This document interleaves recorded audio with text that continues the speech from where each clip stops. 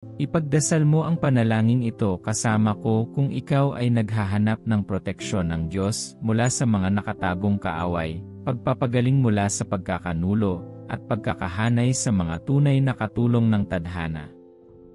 Ama sa langit, nagpapasalamat ako sa iyo sa aking buhay ngayon. Salamat sa pagtawag at paghiwalay sa akin para sa iyong layunin.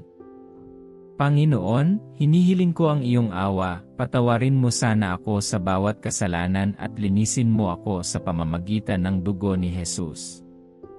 Ama, ipinagdarasal ko ang iyong proteksyon.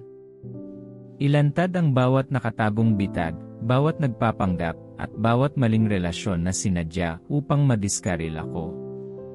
Ingatan mo ako mula sa mga kaaway sa sambahayan na nagkikimkim ng inggit o sama ng loob, at iligtas mo ako sa mga oportunista na naghahanap lamang ng kanilang sariling pakinabang.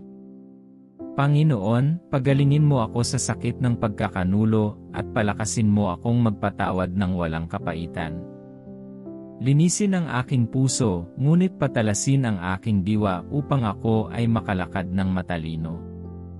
Ihanay ako sa mga tunay na katulong na hihikayat at susuporta sa aking layunin. Ipinapahayag ko na walang sandata na ginawa laban sa akin ang magtatagumpay. Ako ay lubos na nagtitiwala sa iyo. Sa pangalan ni Jesus ako ay nananalangin. Amen.